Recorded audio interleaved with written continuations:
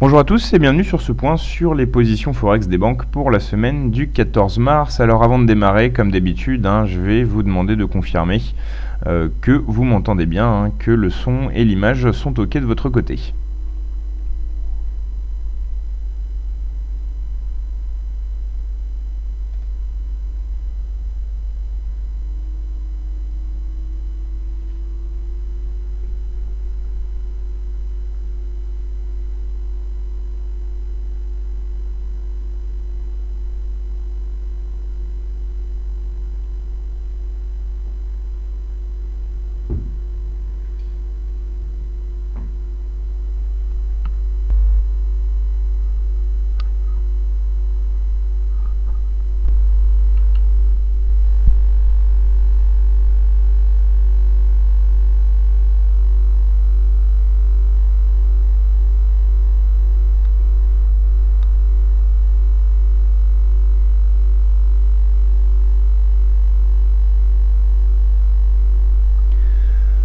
Ok, très bien, j'ai les premières confirmations que tout est OK, on va donc pouvoir démarrer.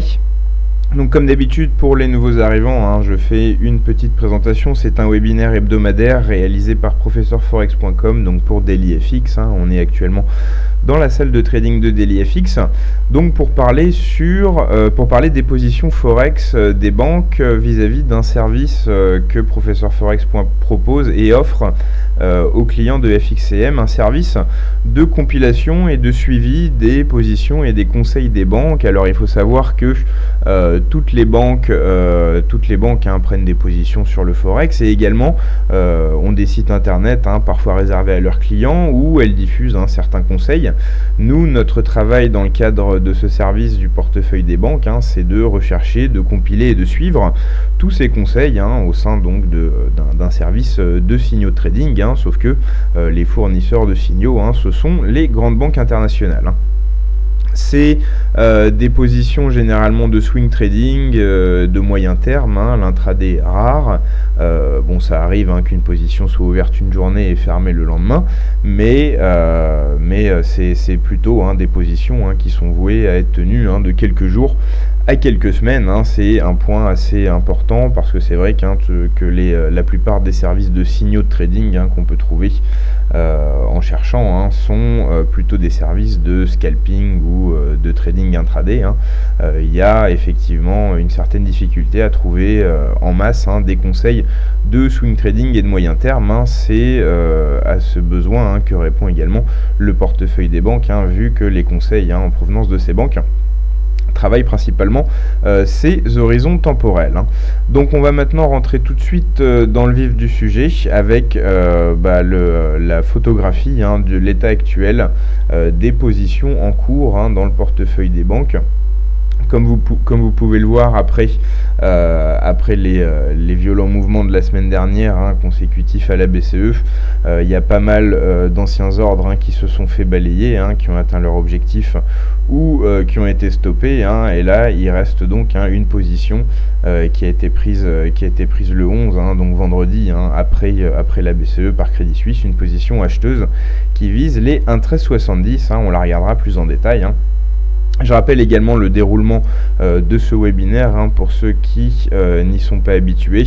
On passe en revue ce qu'on a dans le portefeuille actuellement et dans un second temps, on va voir sur les graphiques, on va étudier de plus près les conseils qui ont été publiés depuis la semaine dernière. Donc on verra entre autres cette position euro-dollar qui a été ouverte vendredi dernier. Sur GBP USD, on a aussi des positions récentes, toutes datent de la semaine dernière, après notre webinaire. Donc on a ces trois là à voir. On a donc les banques qui reviennent à la vente sur le GBP USD avec trois positions vendeuses dans le portefeuille des banques, trois positions qui ont été toutes les trois pour deux d'entre elles ouvertes la semaine dernière et pour la dernière aujourd'hui, ce lundi. Sur le dollar yen, c'est un cas assez intéressant parce que c'est là où on a le plus de positions actuellement dans le portefeuille des banques. 6 positions ouvertes, 3 à l'achat, 3 à la vente, toutes considérées comme des positions de moyen terme. C'est un cas auquel on s'intéressera un peu plus près. d'un peu plus près pour voir effectivement que cette disparité dans les sens adoptés par les banques se retrouve également d'un point de vue graphique. On a une incertitude effectivement palpable sur la paire dollarienne et on n'a pas de position récente à voir, si ce n'est celle de Citi enregistrée le 8 mars. Toutes celles d'avant, on les avait déjà en portefeuille la semaine dernière. Toujours sur les positions en cours, dans les positions récentes du dollar contre le franc suisse avec deux ordres inverses, un ordre d'achat à moyen terme et un ordre de vente à court terme qu'on verra donc plus en détail dans quelques minutes avec l'ordre de vente de Crédit Suisse qui a été ouvert vendredi dernier et l'ordre d'achat de Crédit Agricole ce matin. En ce qui concerne AUD-USD, les positions qui sont en portefeuille, on les avait déjà étudiées la semaine dernière, mais c'est intéressant de noter que sur des horizons de temps similaires, à savoir moyen terme, on se retrouve avec une banque qui est rentrée à la vente et une autre banque qui est rentrée à l'achat le même jour, quasiment sur le même seuil, à 20 pips d'écart, 0,74 pour Deutsche Bank et 0,7420 pour Crédit Suisse. Donc ça c'est un cas effectivement assez intéressant, le même jour, sur le même cours, une banque décide de vendre et l'autre décide d'acheter. C'est effectivement quelque chose qui peut attirer notre attention parce qu'il y a aussi cette manière d'utiliser le portefeuille des banques. On peut voir ça comme un service de signaux de trading et simplement suivre les conseils ou alors les sélectionner. On a un centre d'analyse des performances des banques qui permet de voir quelle est la banque la plus performante sur telle paire de devises. Donc il y a aussi un filtrage qui peut être fait par nos utilisateurs, mais il y a aussi une autre manière d'utiliser le portefeuille des banques. On peut l'utiliser comme un outil d'analyse et d'orientation des idées de trading. On n'est pas obligé de suivre les conseils, on peut repérer des consensus quand plusieurs banques visent le même sens sur une même paire de devises. C'est peut-être intéressant d'aller creuser un peu la question. Pareil, quand on a plusieurs banques qui ont un objectif sur le même seuil ou un stop sur le même seuil ou qui sont entrées sur le même seuil, c'est possible que ça ait une certaine signification et que ce seuil soit important. Donc c'est aussi un outil qui permet via les conseils des banques d'attirer notre attention sur certaines configurations, sur certaines paires de devises, sur certains seuils, et ça peut être donc sur certains consensus, et ça peut être donc un outil d'analyse aussi bien qu'un outil de signaux de trading. Il y a donc différentes manières de voir cette masse de conseils qu'on retransmet donc tous les mois. Pour finir avec les positions actuellement en cours, on a NZD-USD et EUR-GBP, avec NZD-USD une position qui a été ouverte vendredi dernier, une position de vente et également une nouvelle position pour EUR-GBP avec la position acheteuse. Je vous propose maintenant d'aller voir sur les graphiques toutes ces nouvelles positions qui ont été publiées depuis notre dernier webinaire, et ensuite on passera aux positions en attente, aux ordres limites et aux ordres stop. On sépare ça dans la présentation de notre service. On a d'un côté les positions qui sont en cours et de l'autre côté les ordres en attente. Ce qu'il faut savoir également, c'est que c'est des positions. Alors on pose quelques questions, je vous demande une minute.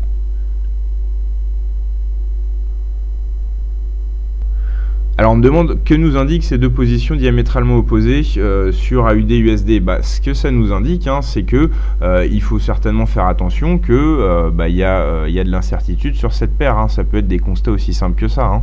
Il n'y a pas de consensus, donc c'est effectivement qu'on peut déceler un certain climat d'incertitude et qu'il faut donc être prudent sur le trading de cette paire. Ça peut être des conclusions aussi simples que ça.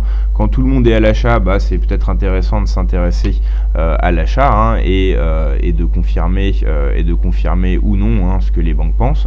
Quand toutes sont à la vente, on peut en déduire des choses aussi, et quand les avis sont divergents, comme on l'a, alors vous avez mis en lumière AUD-USD, mais on avait encore plus intéressant sur le dollar yen avec 3 banques à l'achat et 3 banques à la vente.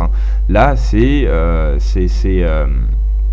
c'est le fait, ça met vraiment en lumière une incertitude, surtout qu'on voit que plusieurs banques sont rentrées d'un côté à la vente et de l'autre côté à l'achat, à peu près sur le même cours. On voit que Deutsche Bank par exemple est entrée à 113,20 à la vente, Société Générale à 113,50 à l'achat, donc à peu près le même cours, une qui prend une décision à l'achat, l'autre qui prend une décision à la vente.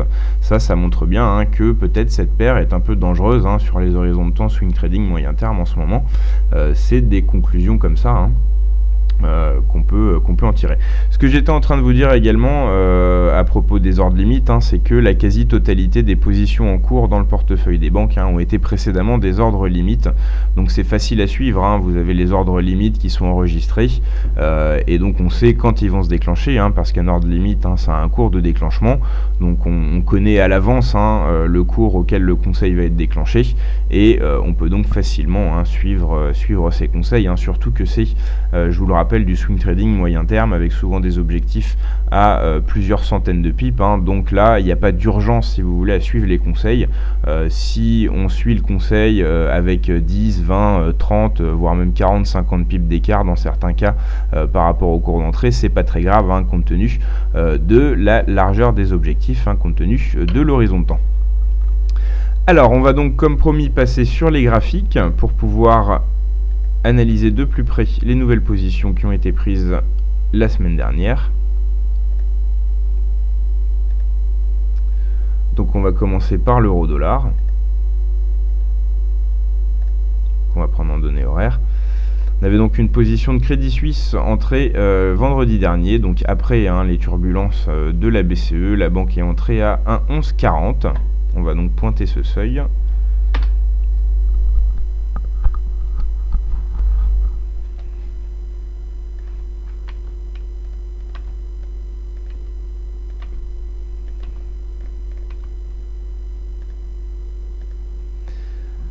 « 1,1140 ».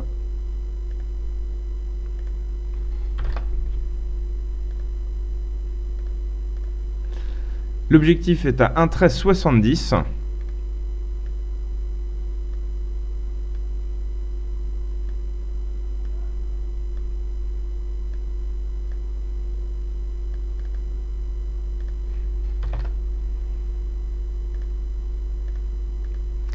Et le stop 1,1058.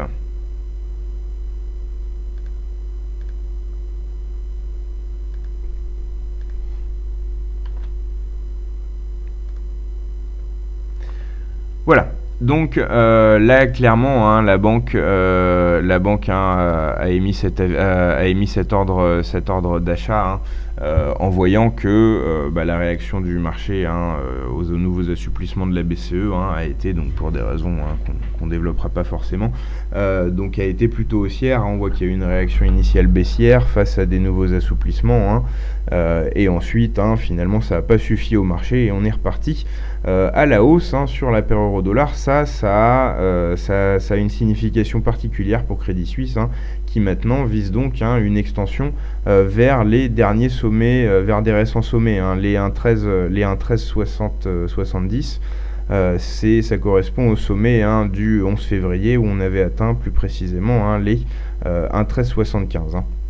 Donc un retour sur les derniers sommets importants anticipés par Crédit Suisse. Voilà l'explication de l'objectif.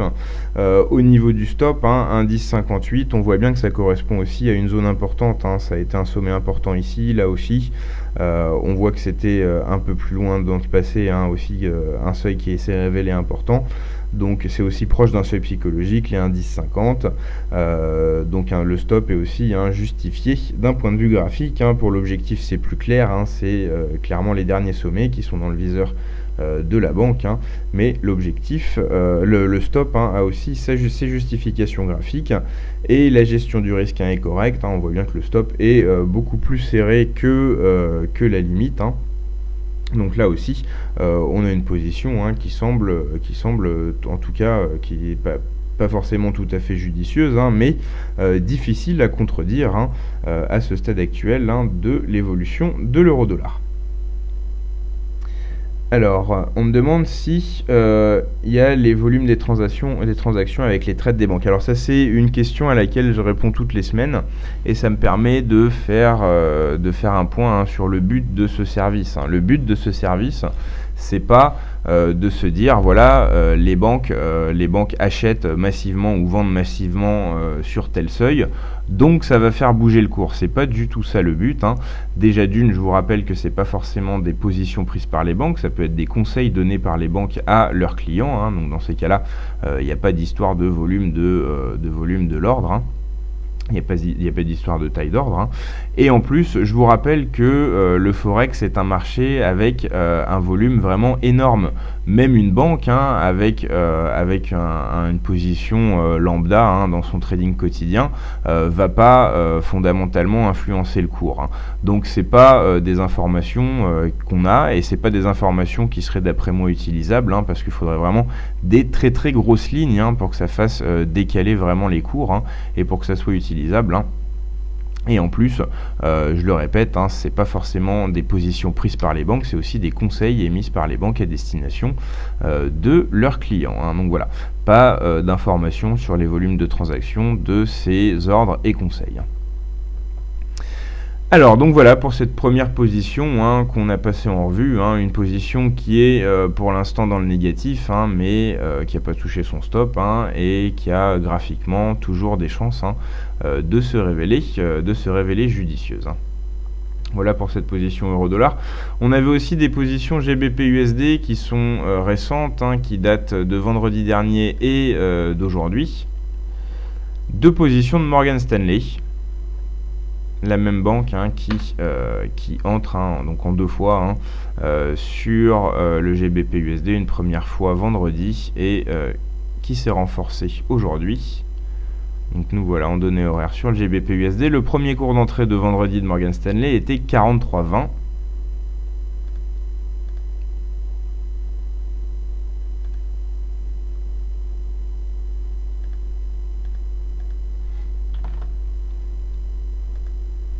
Et le deuxième cours d'entrée, c'était 43,62.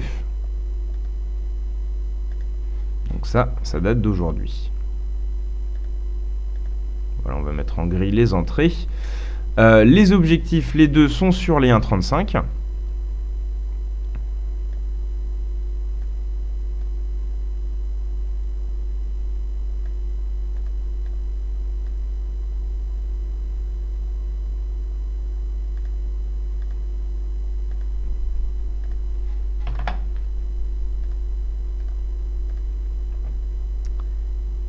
Et les stops sont également identiques à 1,4560. Donc là, on a vraiment une position, c'est la même position en fait, avec une entrée en deux temps.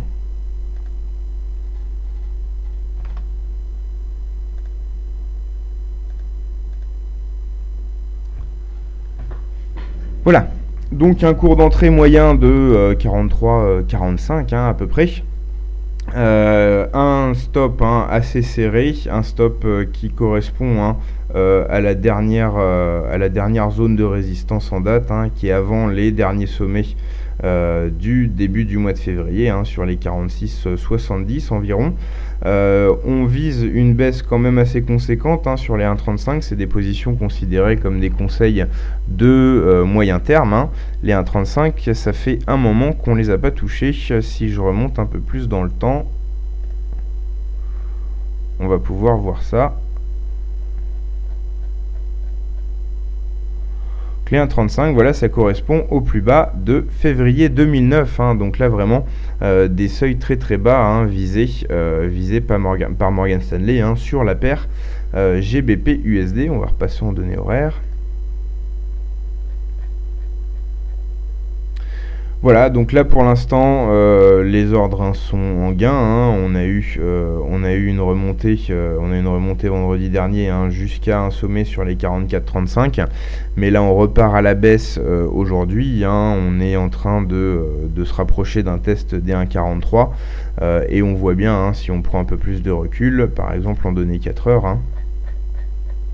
que la tendance baissière, hein, globalement, hein, elle reste tout à fait valable, hein. La hausse qu'on a vue du 28 février, hein, à hier, hein, enfin à la semaine dernière, hein, peut être tout à fait considérée comme une correction haussière, hein, au sein de la tendance baissière, hein, donc des positions qui semblent judicieux, des conseils qui semblent judicieux, hein, de la part de Morgan Stanley. Donc une entrée, je le rappelle, à 43,62 et 43,20, avec un stop à 45,60 et un objectif à 1,35, des positions de moyen terme. Pour le dollar-yen, on a une seule nouvelle position au portefeuille, hein. Il y a 6 banques qui sont actuellement en position, mais c'est des positions qui datent de plus tôt dans le mois de mars, hein, ou du mois de février, et qu'on avait déjà passé en revue.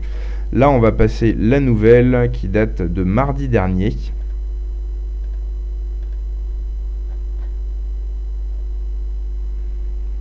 Avec un achat de Citi à 112,80.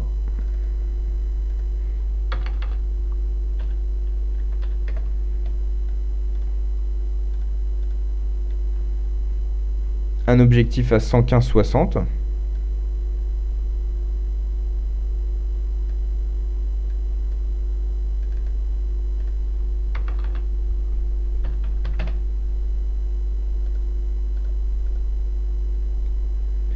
Et un stop à 110,90.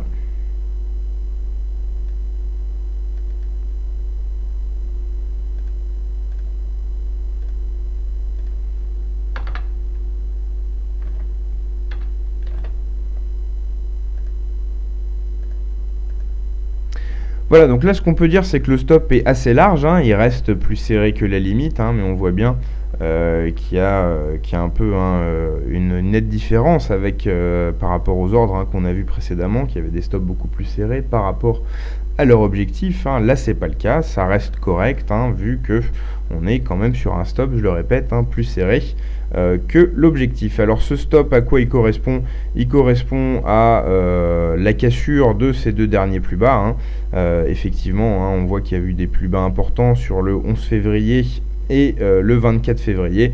On peut effectivement estimer, hein, que si ces plus bas sont excédés, hein, et en plus si le seuil des 111 est cassé, on va pouvoir, hein, miser sur un retour plus prononcé de la baisse, hein, sur le dollar-yen. Donc le point, le stop, hein, de cette position acheteuse, hein, est tout à fait judicieux, hein. Il est un peu large, hein. Disons qu'un stop comme ça, là vraiment, si on passe sous les 111, sous les 110,90, on sera vraiment de retour dans la large tendance baissière, hein, du dollar-yen. Je vais passer en donner une journée. Voilà. On voit bien que on est à peu près depuis l'été dernier, hein, sur une tendance plutôt baissière sur le dollar-yen. Ça s'est accéléré, hein, depuis le début de l'année. Là, on voit bien, hein, qu'on a une consolidation, hein. Et effectivement, la cassure des 110, 90, 111, hein, permettrait de réaligner, si vous me permettez l'expression, hein, les cours avec la tendance baissière de fond. Et là, on pourrait effectivement considérer que les positions acheteuses, c'est plus une bonne idée, hein. Mais dans ces cas-là, l'objectif, on aurait pu le voir un peu plus haut, hein. Pourquoi pas vers les 117,50, hein, ça aurait été judicieux aussi d'un point de vue graphique. Et plus judicieux, hein, du point de vue de la gestion du risque, hein. Le stop est judicieux, mais a une certaine incohérence, hein, avec l'objectif, hein. D'après moi, c'est la critique qu'on pourrait apporter à ce conseil, hein, donc je le rappelle, de Citi. Donc ordre d'achat, hein. Je rappelle qu'on a 3 banques à l'achat et 3 banques à la vente sur le dollar-yen dans le portefeuille des banques, hein. Et on comprend facilement, hein, en regardant les graphiques, hein, de court terme notamment, hein. On voit que là, par exemple, depuis le 11 février, hein, depuis donc plus d'un mois, hein, on est quand même, hein, sur une évolution vraiment horizontale. Il n'y a pas de tendance générale, hein, et ça s'en ressent donc, hein, dans les conseils des banques qui partent dans des sens opposés. Voilà pour le dollar-yen. On va poursuivre avec le dollar contre le franc suisse, pour lequel on a deux positions opposées à mettre en lumière. Une position qui a été ouverte vendredi dernier et une autre qui a été ouverte ce lundi. Crédit Agricole à l'achat pour ce lundi, Crédit Suisse à la vente pour vendredi dernier. On va donc pointer tout d'abord le Crédit Agricole. On va mettre une couleur pour chaque banque. Donc Crédit Agricole, achat à 0,9880.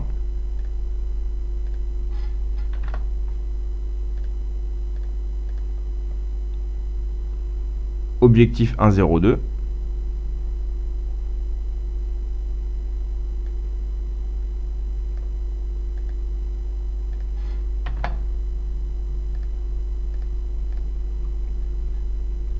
Stop 96,80.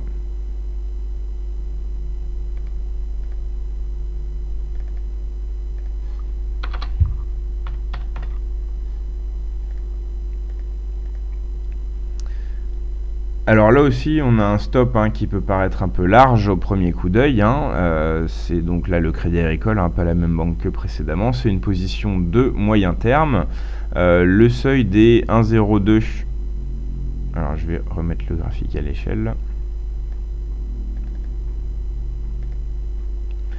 Voilà, le seuil des 1,02, il n'a pas grande signification graphique. Bon, il y a quand même plusieurs sommets dessus ou pas loin.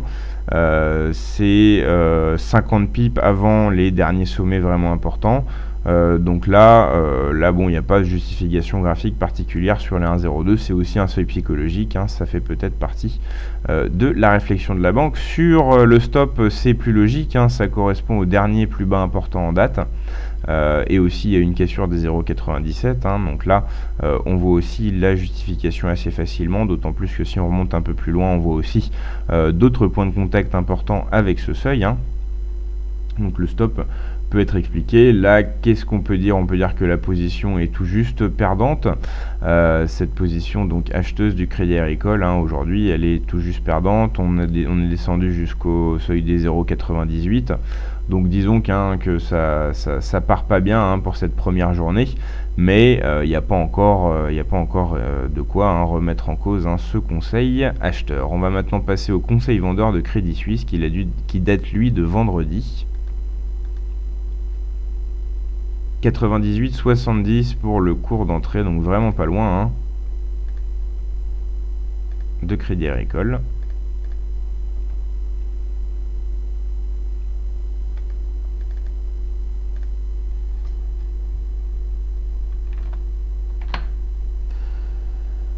Objectif 96,70. Et là, ce qui est intéressant de noter, c'est que l'objectif du Crédit Suisse, c'est à 10 pips près le stop du Crédit Agricole. Donc là, même si on a deux banques qui ont des avis opposés, alors je vais pointer le seuil. S'il y a deux banques qui ont des avis opposés, on peut quand même en tirer une information intéressante, vu que on voit que ces deux banques considèrent le seuil, la zone des 0,9670, 0,97 en gros, comme 70, comme une zone importante. L'une en tant qu'un stop, l'autre en tant qu'objectif, mais les deux considèrent cette zone comme importante. Pareil pour le point d'entrée, les deux banques elles considèrent cette zone importante, et on va voir donc pour l'objectif, l'objectif du Crédit Suisse sur cette ordre de vente, c'est 1. C'est alors 0,9670 pour 98,70 pour l'entrée, 96,70 pour l'objectif et 1,003 pour le stop.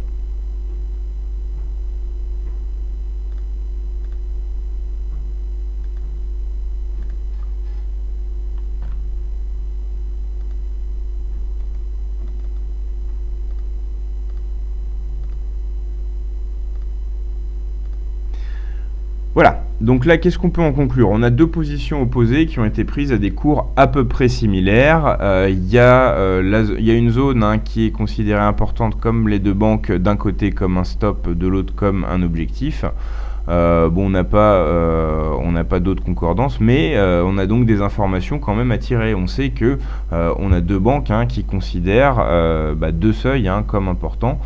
Donc là, on a quelque chose à utiliser. On peut pointer ces seuils sur ces graphiques, s'en servir dans sa propre analyse et voir par soi-même si ça a une utilité ou pas. En tout cas, voilà pour ces deux conseils, conseil d'achat du Crédit Agricole et conseil de vente du Crédit Suisse. On va maintenant passer à Euro-Yen. euro-yen avec une position acheteuse qui a été ouverte vendredi dernier. Donc pareil, hein, une position qui a été déclenchée hein, suite aux turbulences post-BCE. Donc Crédit Suisse, le 11 mars, vendredi dernier, une position acheteuse ouverte à 126,20.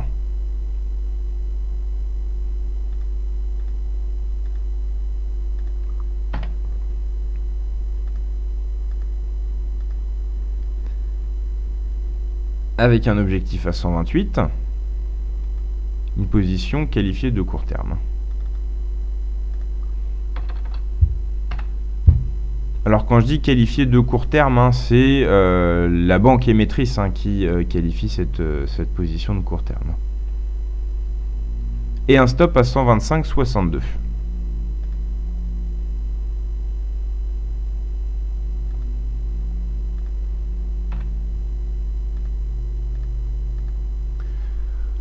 Voilà, donc là un trade de court terme, un trade de suivi de tendance, hein, parce qu'on est plutôt sur un mouvement haussier depuis le début du mois de mars sur l'euro-yen. Donc un point d'entrée hein, sur les 126,20, hein, c'est à peu près hein, les cours actuels. Hein, donc là on est à l'équilibre, on a été gagnant précédemment, jusqu'à gagner 100 pips, hein, vu qu'on a monté sur les 127,27 vendredi dernier. Hein. Donc il y a déjà eu des gains de latents intéressants. Là on est à l'équilibre. Bon, c'est une position qui reste tout à fait valide. Hein. Ceux qui souhaiteraient la suivre et qui n'ont pas pu la suivre vendredi, hein, ils peuvent tout à fait sauter dans le train hein, maintenant. Donc un objectif à 128 qui correspond à un sommet intermédiaire. Hein. Et plus loin dans le passé, à pas grand chose, hein, en tout cas dans les mouvements récents. En ce qui concerne le stop, hein, il correspond deux sommets plutôt importants. Bon, là c'est une position de court terme, hein, c'est toujours plus difficile de trouver des justifications graphiques dans les positions de court terme, hein, c'est toujours moins clair. Quoi qu'il en soit, quoi qu'il en est, hein, là, on est sur une position, on est sur un conseil acheteur hein, qui reste tout à fait valide. Hein. On le voit, on a un rebond depuis la fin du mois de février. On voit qu'on revient de loin. Voilà, et qu'on a encore pas mal de chemin à parcourir. On peut regarder où on en est dans les retracements de ce mouvement. Alors.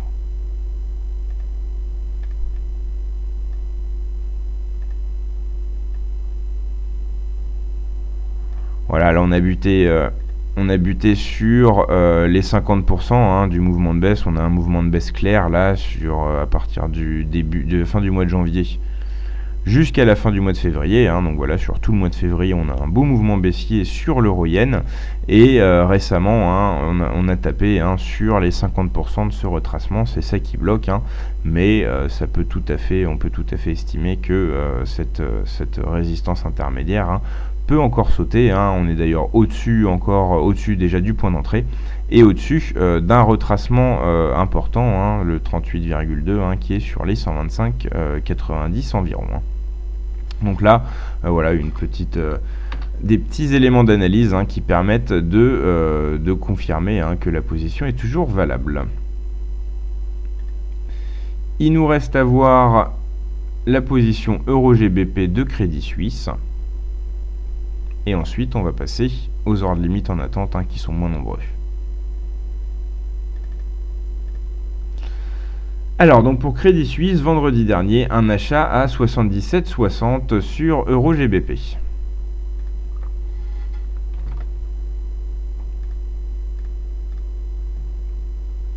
Voilà, donc pour l'instant, on est en légère perte sur cette position. Objectif 79,20.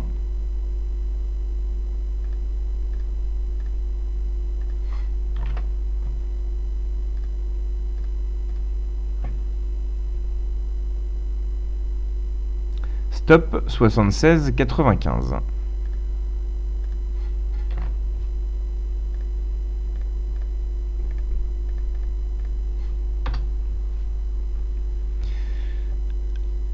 Alors un stop qui se justifie par le seuil psychologique des 0,77 et qui se justifie aussi par un support qui était là avant les turbulences post-BCE. On a ce support qui a été testé, mais on est rapidement revenu dessus. Mais cette zone des 0,77 était effectivement un support avant la BCE. Donc voilà un stop qui se justifie tout à fait.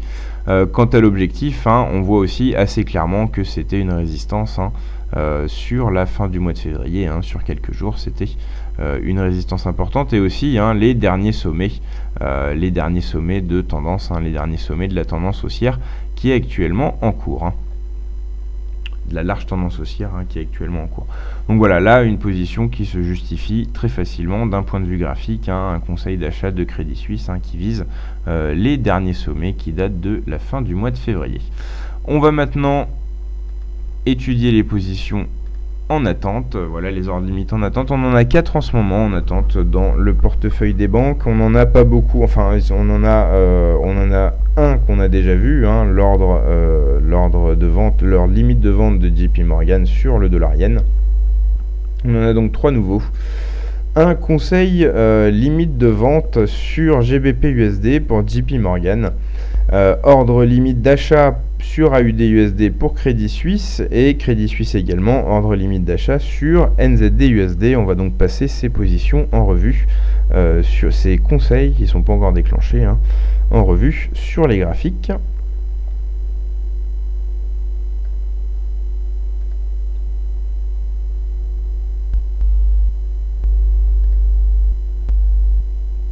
En commençant par GBP USD. Alors le cours d'entrée conseillé par JP Morgan est à 1,4520.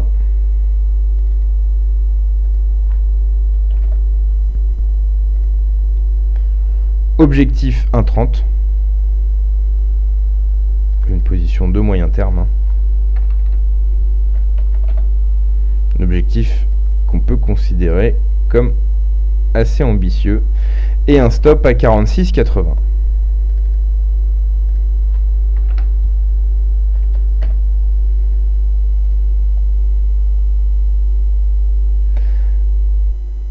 Alors, ce qu'on peut remarquer, 1,35.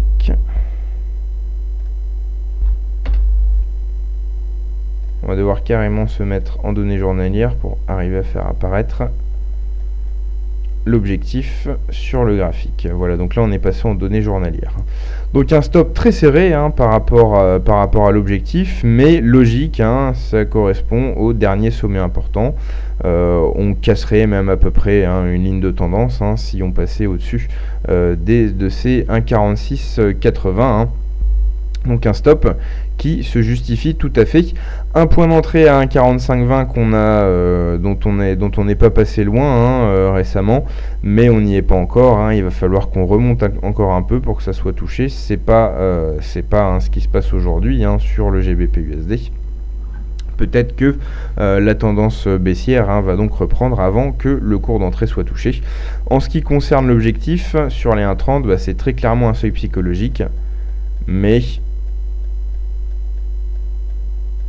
voilà, alors il faudrait vraiment remonter très loin.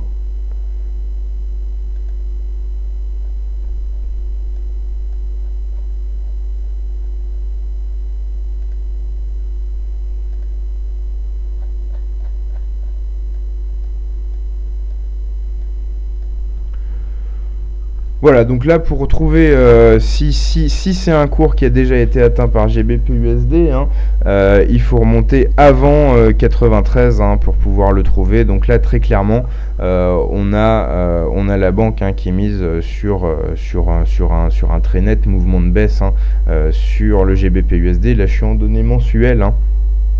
Ça veut dire que chaque bougie représente un mois. Je vais repasser en données horaires. Donc voilà, ça représente, on est sur les 43,19, c'est un objectif sur les 1,30, ça représente un objectif à 1300 pips. Donc c'est vraiment quelque chose d'assez ambitieux. Après, ce qu'on peut noter, c'est que souvent dans ce cas, avec des stops ou des limites un peu farfelues, ce dont on se rend compte, hein, c'est qu'ensuite les banques mettent à jour leurs stops et leurs limites, les réajustent. En gros, elles en mettent des très larges au départ pour avoir le temps de voir la position se développer et choisir ensuite d'affiner leurs objectifs et leurs stops. C'est peut-être le cas avec cet objectif qui semble effectivement un peu exagéré sur les 1,30 à 1300 pips du cours actuel. Alors c'est peut-être aussi, ah ben non, moi j'allais dire que c'est peut-être aussi un pari sur la sortie de la Grande-Bretagne de l'UE, mais ça n'est pas le cas vu que c'est une position qui est qualifiée de technique. C'est pas une réflexion macro qui est derrière cette position, c'est une réflexion technique. Voilà, donc je rappelle que JP Morgan conseille d'entrer à la vente à 45,20. Ensuite sur GBP/USD, ensuite AUD/USD. C'est un conseil limite d'achat de la part de Crédit Suisse avec un cours d'entrée à 72,60.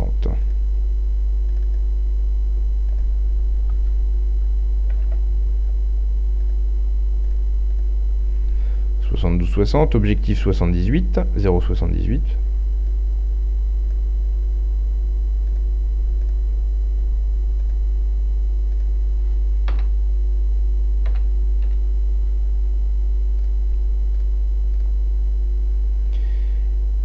Et un stop à 0,71.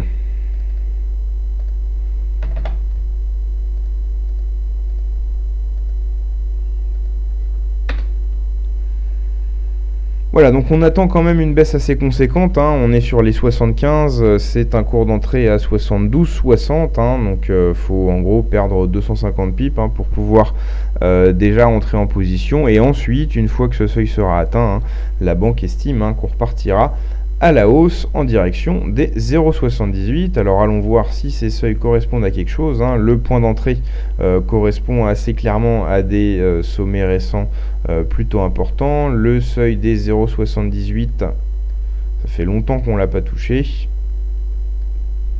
mais c'est pas clairement un seuil important, donc il y a certainement le caractère psychologique de ce seuil qui joue dans le choix de la banque. En ce qui concerne le seuil des 0,71, c'est un peu la même chose, c'est aussi un seuil psychologique, mais en tout cas le seuil d'entrée des 72,60 se justifie par des sommets récents.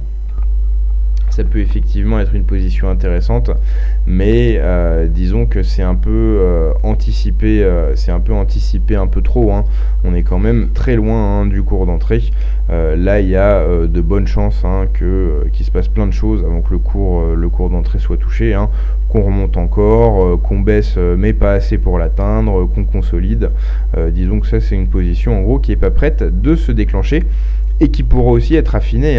Alors je rappelle que là tous les lundis on vous présente une photographie en gros de le portefeuille des banques, mais il est mis à jour plusieurs fois par jour. Les banques modifient leurs ordres, modifient leurs stops, modifient leurs objectifs, enregistrent des ordres, annulent des ordres. Tout ça c'est des choses dont nos membres sont prévenus par alerte email et qui peuvent intervenir, après notre webinaire.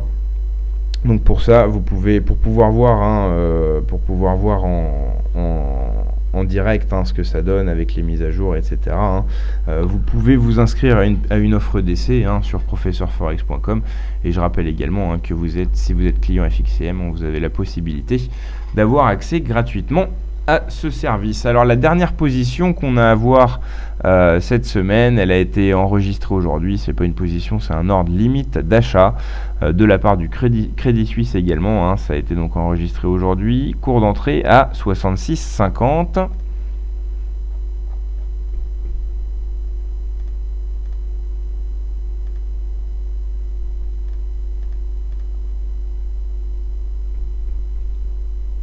Objectif 67,95.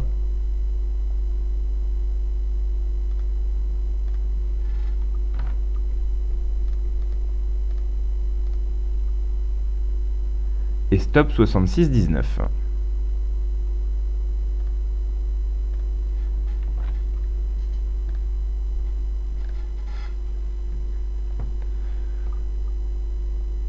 Donc là, on attend que la baisse en cours se poursuive jusqu'au 66,50. C'est tout à fait possible. On est sur les 66,80 actuellement. On est sur un beau mouvement de baisse. Il pourrait effectivement s'accentuer jusqu'à ce seuil psychologique des 66,50, d'autant plus qu'il correspond à quelques points de contact intéressants dans le passé récent. Donc un point d'entrée qui là peut être considéré comme plus judicieux que la position qu'on a étudiée précédemment. Un stop donc sur les 66,19 qui correspond au dernier plus bas du 9 mars, là aussi ça s'explique facilement, et un objectif juste avant les derniers sommets et juste avant le seuil psychologique des 0,68. Là c'est une position assez facile à expliquer, c'est un conseil assez facile à expliquer d'un point de vue graphique. Et c'est aussi un conseil avec une bonne gestion du risque. On voit que le stop est bien plus serré que l'objectif. Voilà, on a maintenant fini de faire le point sur ce que nous avons dans le portefeuille des banques en ce début de semaine. Je rappelle donc que vous pouvez bénéficier d'un abonnement d'1 an gratuit avec l'ouverture d'un compte FXCM, que vous pouvez aller voir par vous-même de quoi il retourne en conditions réelles avec un essai gratuit de 7 jours disponible depuis notre site. Et je vous rappelle également qu'on se retrouve donc tous les lundis à 16h pour refaire ce qu'on a fait aujourd'hui, à savoir le point sur les nouvelles positions et les nouveaux conseils des banques. Et je vous rappelle enfin qu'on a aussi le lundi matin, voire à la mi-journée, un article sur les positions des banques qui fait aussi le point sur les performances de la semaine précédente, qui est publié sur DailyFX également. Voilà, je vous remercie à tous de votre écoute, je vous souhaite une très bonne fin d'après-midi, et je vous donne donc rendez-vous la semaine prochaine pour refaire le point sur les positions des banques sur le Forex. Au revoir.